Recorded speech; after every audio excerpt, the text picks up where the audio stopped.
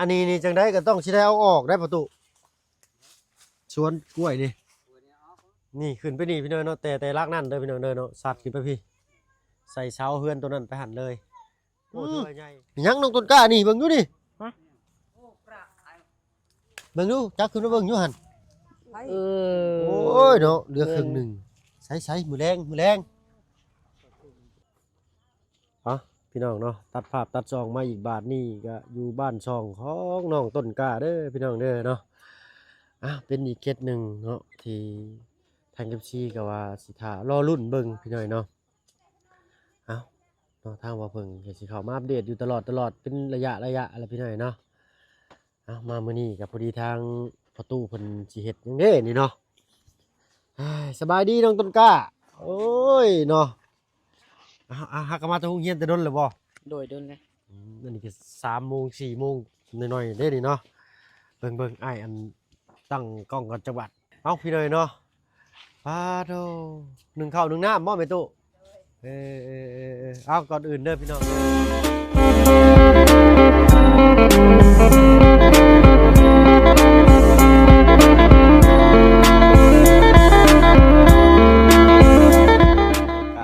ทายเนาะกับทักทายสบายดีผู้ใหญ่ใจดีและก็ FC เบิร์ดทุกท่านที่เข้ามาหับมาชมช่อง YouTube บ่เพิ่งเคยไลฟ์คือเก่าพี่น้อยเนาะวันนี้เข้ามาอัปเดตบ้านซองเงินซันของทางน้องต้นกล้าเพิ่นเนาะหรือว่าน้องแล้วเนาะจากน้องแล้วก็เปลี่ยนกลายเป็นน้องต้นกล้าเนาะเพราะว่าพาน้องไปรักษาตอนน้องเพิ่นชื่อแล้วเพิ่นก็ต้นก็โตบ้านนี้เริ่มเป็นต้นกล้าใหม่เนาะเป็นหน่อเป็นแนงของชาติว่าซั่นซะเนาะมักบ่ชื่อนี้โดยมังอยู่มักอยู่เนาะทางหมู่คู่อยู่ห้องหมู่เฮียนเด้เพิ่นว่าเอิ้นอยู่บ่กะบางคนก็เอิ้นบางคนก็แบบว่าบ่ค่อยได้ชื่อมันบ่ค่อยจื้อปานใดโดยเมื่อก่อนทั้งหมู่เจ้าอยู่โรงเรียนเอิ้นเจ้าแนวใดเนาะแล้วเอิ้นแล้วโดยเนาะก็มีแต่ว่าโอ้ยเฮาบ่แม่นน้องแล้วเด้อบัดนี้บอกเพิ่นเฮาชื่อว่าน้องต้นกล้าเพิ่นว่าเนาะโดยค่อยเป็นค่อยไปเนาะแล้วทางประตูสบายดีเนาะสบายดีโอ้เฮ็ดหยังอันนี้อยู่เฮ็ดปุ๊บนั่นแหละทางอันบ่เพิ่งเข้ามามื้อนั้นพี่น้องมาโอ้ลมเรื่องนี่แหละเนาะดินดอนตอนหญ้าตกลงสรุปแล้วมาพี่น้องต้นกล้ามาพี่มาสรุปแล้วทางบ่เพิ่งไปทำทางอันเช่นตะดินดอนตอนหญ้าก็แลกเปลี่ยนที่กันเนาะได้ความมาว่า1 ล้านพี่น้องเนาะ1 ล้านกีบเฮานี่แหละเนาะก็คันสิเหลือก็ประมาณ1 ล้าน 2 ล้าน 3นี่แหละเนาะเพราะว่าซื้อน้ำซื้อในเข้ามาให้ทางเขาทางแก่เพิ่นนำแน่เนาะดีใจอยู่บ่เนาะดีใจเนาะโดยทางอายะผู้แรกสิดีใจเนาะบัดนี้เบาแล้วบัดนี้เนาะอายะเนาะ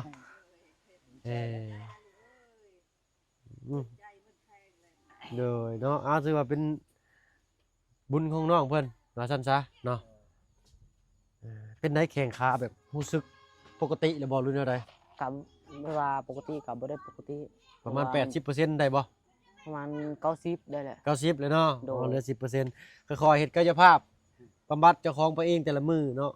ย่อแข้งย่อขาเล่นกีฬาก็เล่นได้เนาะพาอันทางอ้ายเลาะเบิ่งอยู่บัดนี้น้องชายเนาะขออนุญาตพาน้องให้น้องเลาะเบิ่งเด้อประตูเด้อเนาะทางมื้อนั่นได้บอกทางน้องเพิ่นว่าถ้าว่ามีเวลาว่างๆก็เรียบร้อยพี่น้องเอ้ยเนาะแป้นเอิดเติร์ดบาทนี่ถูกแล้วโอ้ยสมกับที่ว่าทางระยะเพิ่นเนาะจักได้รถที่เก่ารถถีบเก่าบ่มันเป็นยังเนาะมันขี่บ่ได้นะมันยังในแตกเลยยางในแตกโดยโอ้รถดีที่ไผซื้อให้แต่เฮิงได้บ่นี่ลุงเหิมซื้อให้โอ้อย่างดีเลยตัวนี้เนาะถีบอย่างดีเลยอยู่บ้านเฮานี่บ่ได้ค่อยเห็นคนใช้ได้นี่เนาะเดี๋ยวสิลองกันนะเบิ่งเนาะเบิ่งลมหยอกลมยางหรือแนวใดจังเบิ่งมาอีกเทื่อนึงเนาะบ่ให้น้องบ่ได้ขี่ไปหั่นไปนี่อันนี้เป็นบ่อนเก่าเนาะน้องเนาะโดยทั้งประตูเพิ่นมางออกเนาะป้าผู้แลพาเลาะเบิ่งทางนี้ก็ได้เบิ่งเหยียบแก้วเหยียบโกนเหยียบเหยียบน้ำมีบ่จักนี่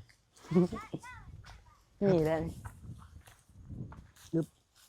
นี่แหละพี่น้อยเนาะเล็งจะต้นบักนัดนี่มานี่เด้นี่ฮอดต้นนัดเนาะโดยแล้วก็สัตว์ไปหั่นแล้วก็ขึ้นพุ่นพี่น้อยเนาะกว้างเติบอยู่ได้พี่น้อยเนาะโอ้ยบ่แม่นบ่กว้างเลยแหละนี่ถือว่าโอเคเลยเนาะ เอาก็สิได้แจ้งทางที่ใจะดีเพิ่นไปพี่น้อยเนาะว่าเส้นนั้นเส้นนี้หรือว่าเส้นเปลี่ยนเจ้าของเนาะเพราะว่าเฮาแลกเปลี่ยนกันก็สิได้แจ้งทางพี่เพิ่นไป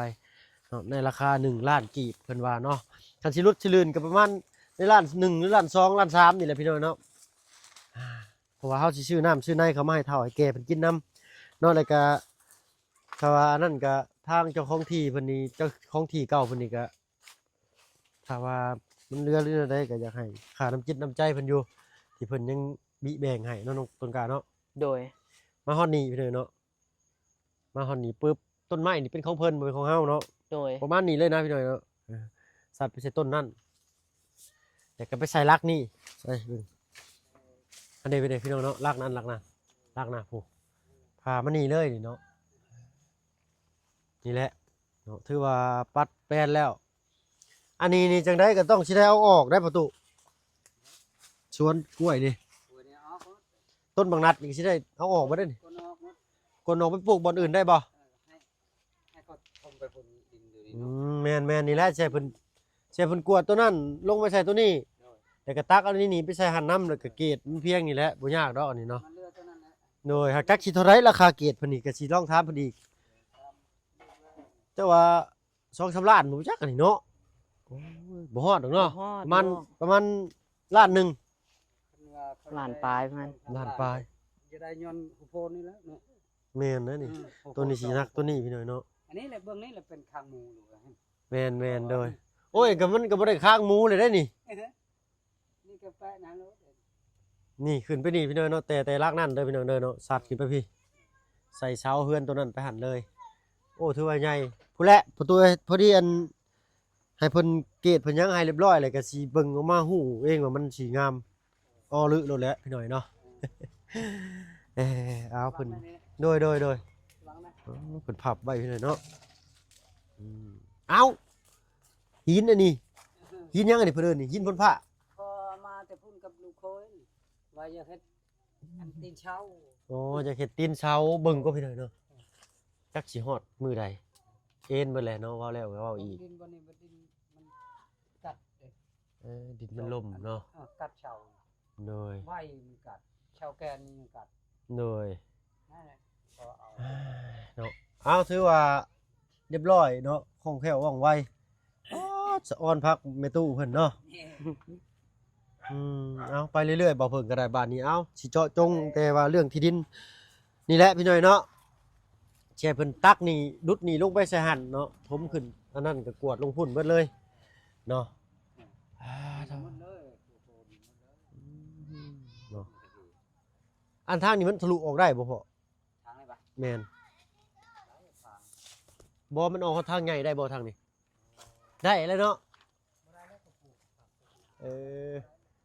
ถ้าว่านี้มันเป็นสวนเพิ่นพี่น้อยเนาะปกติลงนี่ก็ได้เด้ เขาเฮ็ดเอือนนะ โดยอ๋อดูยังนี่ กล้วย กล้วยยังเพิ่นเอิ้นนี่ประตู กล้วยหอม กล้วยงาวโอ้ลูกใหญ่ซำนี้ได้นี่เนาะบ่เพิ่งเคยเอาเมื่อพี่น้อยเนาะได้ทั้งประตูเพิ่นนี่แหล้วเอาให้โอ้ยเนาะ มื้อนั้นนี่เนาะ โดยยังน้องต้นกล้านี่เบิ่งดูนี่ โอ้ปลาไอ้ เบิ่งดูจับขึ้นมาเบิ่งอยู่หั่น ไอ้ เอ โอ้ยเนาะเหลือครึ่งหนึง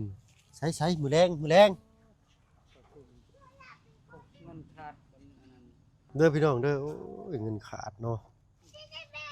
ค่อยๆหมดครบไปพี่น้อยเนาะ มีปลามาหาจิตนึง ไป50ผู้ใดนี่พี่น้องเลขยังเนาะ696เนาะ 696เด้อพี่น้องเด้อเนาะ042 ขาดข้องนึง 042หลาวะ ไอ้เด้อปลา บ่เอาแล้วสิเก็บไว้อันเสียงดวงอีกได้นี่เนาะมื้อน่ะเสียงดวงใส่เลขป้าไปอันแม่ตู้เอ้ยบ่มานซ้ำเลขป้าข้าวป้าแกงเขาเฮ็ดเพิ่นเนาะพอออกมาเพราะว่าเลขอย่างอื่นบัดไปข่อยเป็นไงเนาะเอาตาลักได้ตาใบเสียเด้อเนาะมานี่น้องต้นกล้ามันนี่ทั้งง่ายบ่มีหยังเอาให้แหน่ โดยขอบใจ โดยน้องชายเอาไว้ต้มกินเนาะบัดเวลาเร่งด่วนเนาะฮึบนี่แหละพี่น้อยเนาะผ่านสองเงินซานเฮ็ดแต่มื้อใดแหละพอตู้มื้อวานนี่ทางอันลูกบ่ได้เข้ามา มี วานนี่ โอ้โดยเนาะเอาเห็ดแบบติดพื้นเลยนี่เนาะ เออ แต่ก็หาแป้นภาคมาใส่แม่นบ่ เอาแฟนตัวนี้นะ แป้นภาคตัวเก่าเนาะพอได้ส้นได้เศร้าก่อนว่าซั่นซะ เอาตัวที่ตัวนั้นเอาไปเอาไป โดย นอนก่อน โดย เดือนหนึงก็นอนนี่นะ เดือนหนึ่งก็นอนอยู่นี่2 เดือนก็นอนอยู่นี่แล้วเนาะ เออเอาแล้ว เอาอันนี้ก็ทางลูกก็ยังบ่ลอยๆปานใดเด้อพ่อเด้อว่าสิได้เป็นลังเลยหรือบ่นะเนาะแต่ก็ได้สำาใดก็เอาสำนั้นเนาะพ่อเนาะได้ดินดอนตอนหญ้าได้ปัดได้เกี่ยก็ดีใจเนาะเอาเนาะพ่อมันจึงได้อนาคตภายภาคหน้ากับเพื่อนน้องต้นกล้ามีเงินมีคำก็ก่อสร้างเองก็ได้เนาะ เนาะเอาพี่น้อยเนาะรุ่นเบิ่งนำกันอีกนี่แหละก็มีแต่สิแจ้งทางพี่เพิ่นไปเติมอีกเนาะที่ตัวเก่านี่สิเป็นของเพิ่นเด้อพี่น้องเด้อบัดนี้เด้อที่ของเพิ่นนี่สิเป็นของนนต้นกล้าบัดนี้นี่แหละแต่หลุมตัวนี้เด้อแต่หลุมตัวนี้เล็งไปใส่ต้นเสานี่เลยเนาะโดยแล้วก็ไปใส่ลักตัวนั้นที่ทางอายะเพิ่นพาไปเบิ่งมื้อก่อนนั้นเนาะเนาะหากจักสิเป็นมื้อใดเนาะเดี๋ยวทางมันบ่เพิ่งสิลองแจ้งพี่เพิ่นเลยก็ถ้าว่าทางเฮาพร้อมมื้อใดเลยก็มาได้ตลอดเพิ่นว่าเนาะป้าน้องต้นกล้ามาพี่เนาะ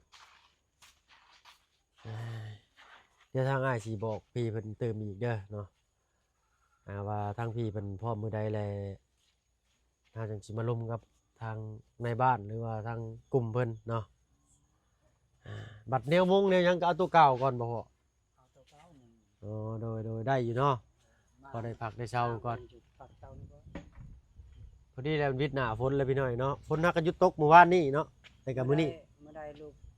ว่าให้มางพอมางมื้อนั้น โดย ยังนอนก่อน อ๋อยังนอนก่อนเนาะเอาจะเฝ้าก่อนก็ได้ซะเนาะพอดีทางลูกกันสินี่แหละเส้นเรื่องดินก่อนเนาะเฮาจังว่ากันเติมอีกเนาะเส้นให้เป็นที่ของเฮามันเรียบร้อยก่อนเนาะโดยมันจังอุ่นใจว่าซั่นซะเนาะ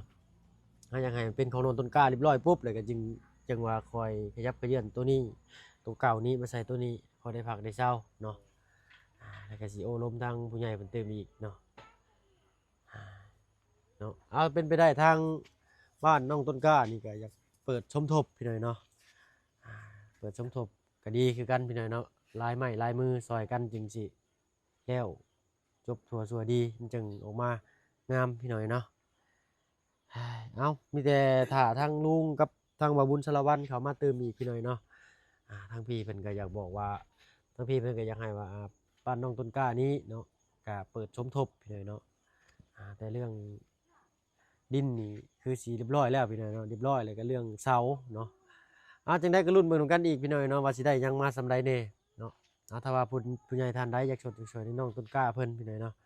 ในรูปแบบใดก็ติดต่อทางเฮาเข้ามาได้เด้อพี่น้องเด้อเนาะบ่ว่าทางทีมงานเฮาเบิดทุกคู่ทุกคนเลยเนาะพี่หน่อยเนาะบ่ว่าช่องทางใดทางเฮาก็ดีใจเบิดพี่หน่อยเนาะทางเฮายินดีเป็นสะพานบุญให้เนาะเอารุ่นเบิ่งนํกันเนาะเสื้อขาวสักแล้วบ่เนาะ ยัง นี่น้องโมแหงแต่กระโปรงเพิ่นก็ได้เนาะ เมื่อยังบ่ได้อาบน้ำเลย ยังบ่ได้อาบน้ำอยู่ปกติจะแบบอยู่ใช่เนาะ แต่อาบอยู่น้ำเนี่ยธรรมดาเนี่ย โยกน้ำบาดาลอาบเนาะเวลากินน้ำนี่สิเอาน้ำใส่กินใช่เนาะ ธรรมดา น้ำบาดาลบ่ได้ต้มบ่ บ่ โอ้น้ำบาดาลนี่อันตรายเด้อเพราะมันสิเป็นตะกอนเป็นคือนิ่วนี่แหละมันสิเป็นเคลือบแบบซีอิ๊วขาวเลยแหละต้องต้มมื้อค่าก่อนต้มนี่มันสิติดหม้อมันสิเป็นซีอิ๊วขาวเลยเนาะเพราะว่าทางบ่าวเพิ่งได้อ่านเห็นในคอมเมนต์หนึงพี่น้อยเนาะเรื่องน้ำบาดาลนี่แหละเนาะพี่เพิ่นว่าโอ้ยน้ำห้วยห้องของบึงนี่ยังบ่อันตรายสำหรับบาดาลเพราะว่ามันเป็นตะกอนเด้มันตกตะกอนมันตกชื่อๆนี่คราบหินปูนอยู่ดินน่ะมันขึ้นมามันติดเนาะมันเป็นคือก้อนนิ่วนี่ได้เนาะแม่นเรื่องจริงพี่น้อยเนาะนี่ทางบ่าวเพิ่งก็ใช้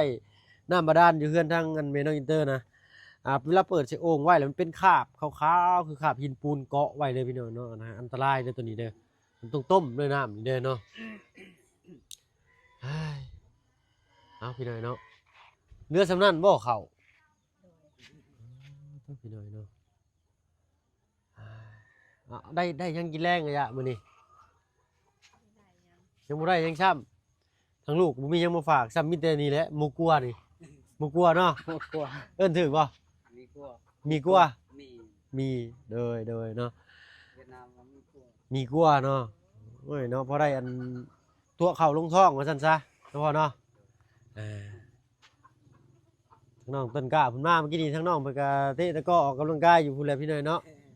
ค่อยๆเล่นเด้อน้องเด้อบ่ต้องเล่นแฮง โดย ได้เตะกระดอให้มันออนคืนภูเขา เลยเนาะ ให้มันมีแห้งคืน เมื่อแต่เฮียนกลับไปเตะกระตอนะ เลยเฮ็ดอันนี้ได้ซะบ่ได้เฮ็ดซอยประตูบ่บัดนี้จับไม้จับตอกซอยประตูเด้อล่ะเด้อ โดย คนกับ จังคนก็ยะบ่ เขาเมื่อตอนเมื่อฮักก็เมื่อน่ะก็เฮ็ดกับพ่อเฒ่าก่อนแหละก็เลยไปเตะกระตอเฮ็ดแล้ว เฮ็ดเวียกแล้วจึงไปเนาะ โดย ดีน้องเนาะต้องเอาทางเรือนซานเฮาก่อนเนาะจังสิไปลิ้นไปหัวได้ สมัยตะกี้เนาะเด็กน้อยสมัยตะกี้นี่สิแบบอยู่แบบนี้แหละเนาะอยากไปลิ้นน้ำหมู่เนาะโอ้ยใจสิขาดต้องได้1เข้าก่อนจังไปรุ่นอ้ายนะเนาะอยู่บ้านลำพันธ์เมื่อก่อนพี่น้อยต้องได้1เข้าก่อนได้จังได้ไปเล่นเนาะ4-5 โมงหมู่เล่นแซวอยู่ทางเฮานี่มาแล้วก็ต้องดังไฟ1เข้าก่อนดังไฟ1เข้าแล้วจึงไปลิ้นเนาะยังน้อยกว่าเจ้าอีกซ้ำเมื่อก่อนนะอ้ายนะอ้ายไปอยู่บ้านนั้นบ้านไม่เท่านี่อายุ3 ปี 4 ปีอายุ 3-4 ปีแหละพี่น้อยเนาะจนอายุฮอด5 ปี5 ปีนี่ทางบ้านเรานี่1เข้าไปได้เนาะดังไฟ1เข้าเลยได้เนาะเพราะว่าเฮาอยู่กับสภาพแบบนี้แหละเมื่อก่อนนะพี่น้อยเนาะบ่ต่างหยังกันเลยเนาะแต่สิยกชูงขึ้นหน่อยหนึงเนาะบ้านแม่ของแม่ของพ่อของแม่ ขอโทษขอไปจักสิว่าใดๆเนาะแม่ของพ่อบ่เพิ่งเนาะแม่ของพ่อบ่เพิ่งนั่นแหละเนาะแม่ใหญ่ที่อยู่เฮือนซุมื้อนี่แหละพี่น้อยเนาะเพิ่นไปอยู่บ้านลำพันธ์เนาะยามน้ำก็น้ำท่วมอยู่ในเชเด้เนาะโอ้ยลำบากหน่อยเนาะสบายนี่ก็มาอยู่ทางบ้านทำเท่าบ้านอ้ายเองนะเนาะเพราะว่ามันมีตลาดเนาะมีการค้าการขายเนาะมันอยู่ในแบบชุมชนหลายหั่นนะมันก็เลยค้าขายหยังก็ได้เนาะ โดย ง่ายก็บ่ได้หังบ่ได้มีดอกเนาะก็พออยู่พอกินอยู่บ้านช่องก็ได้เนาะเพิ่นแทบสิบ่พอผู้แลขันบ่หานะ โดย เนาะเจ้าคือกันเด้อตั้งใจเรียนคำมาเลยก็ซอยพอตู้ไปตู้เด้อน้องเด้อ โดย เนาะข่อยเป็นข่อยไปเดี๋ยวอ้ายสิบอกช้อนเจ้าตื่นอีกหลายอยู่เนาะอันใดที่ว่าอ้ายบ่ผิดก็บ่ต้องเฮ็ดเนาะอันใดที่ว่าอ้ายเว้าแล้วมันดีมันถูกเจ้าก็เลือกเอาตัวนั้นที่ไปเฮ็ดเด้อ โดย เนาะคนเฮานี่อยู่ได้หลายสังคมแต่เฮาก็ต้องเลือกสังคมนำเนาะคือจะไปเล่นกับหมู่นี่หมู่ผู้นี้มักเล่นไพ่เนาะหมู่ผู้นี้มักพาไปเที่ยวเนาะหมู่ผู้นี้พามักหำมักเฮียนมักพาไปจดอ่านหนังสือเจ้าสิเลือกอันใดบัด หมู่พี่เฮียน หมู่ไปเฮียน โดยก็อยู่เฮียนก็มีหมู่ไปเฮียนแหละ มีหมู่แบบว่าพาไปลิ้นนะ เลยแต่ก็มีหมู่พาไปหยังอีกบัดนี้ พาไปลิ้นบ่ พาไป มี ลิ้น หมู่แบบว่าไปลิ้นไพ่ ไปเล่นไพ่บ่มีอันนี้อ้ายยกตัวอย่างมาซื่อๆเนาะอันที่จริงเพิ่นก็บ่ได้ให้เล่นผิดเด้อเนาะเล่นไพ่เล่นเบอร์เล่นการพนันจังซี่ก็บ่จักสิยกตัวอย่างหยังพี่น้อยเนาะบ่เพิ่งยกตัวอย่างก็ผิดก็ขอโทษขออภัยนำหลายๆเนาะเฮาไปนำหมู่เฮียนเฮาก็สิได้ความรู้เฮาไปนำหมู่เจ้าสู้เฮาก็สิได้มีผู้สาวได้เนาะเจ้าสู้แหล้วเนาะไปก็เว้าปลอมต้อมแต้มหยอกผู้แซ่บผู้สาวเฮาก็สิได้แนวมานำบัดนี้สมมุติเฮาไปนำหมู่มักหำมักเฮียนเฮาก็สิเก่งเนาะเฮาก็สิเก่งการทำการเฮียน